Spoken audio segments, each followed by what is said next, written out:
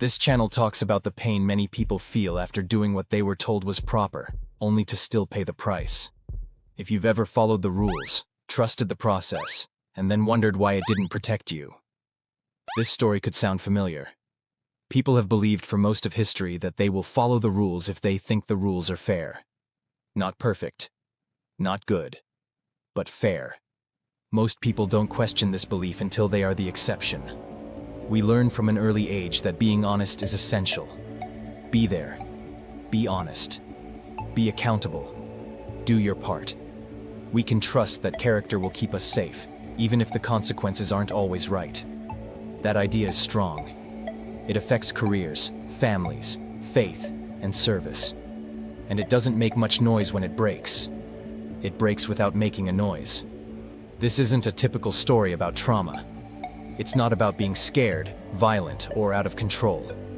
This is a study of moral harm, the mental and spiritual damage that occurs when a system that says it has power defies the rules it taught you to follow. Even when it was challenging, it was essential to do the right thing. Both sides have to take responsibility. Then there was a time when I had to acknowledge that the system was working. It worked exactly like it was designed to, but not for people like me. There was no fight. No yelling. No big no. There were forms. Email. Rules. All of the answers knew what the problem was. It seems fair that there were delays. Each explanation sounded like it came from a pro. But nothing was different.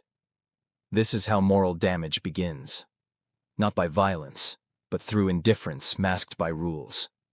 At first, I assumed it was my fault because it didn't work. I had to be more direct with myself, make better records, be more careful about following the regulations. I did everything you told me to do. And when the results stayed the same, the destruction shifted inward. People lost faith, less faith in oneself, and it started to seem safer to stay quiet than to be honest. Being let down is not the same as moral injury. You know that doing the right thing has made you weak, not powerful. It makes people less trusting of those in control. It alters your identity. And it makes you wonder, what good is integrity if it damages people?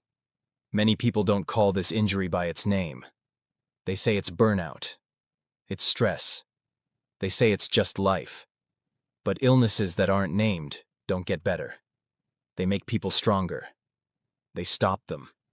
They don't say a thing, yet they modify who they are. The system's self-correction did not start the healing process. It started when I stopped blaming myself for the system's failure to follow its own rules. I wasn't weak. I wasn't dumb. And I wasn't hurt. I got hurt. But knowing about the injury is only the first step. Once you can see the pattern clearly, you need to ask yourself a more complex question. How do you keep living with integrity in a system you no longer believe in without getting angry, shutting down, or becoming numb? That question will impact everything that comes after it. You are not the only one who thought this about the story. You can aid this work by subscribing, informing someone who might need it about it, or writing a comment about what part of it seemed similar to you. And if you want to keep up with this series, turn on notifications so you don't miss the next installment.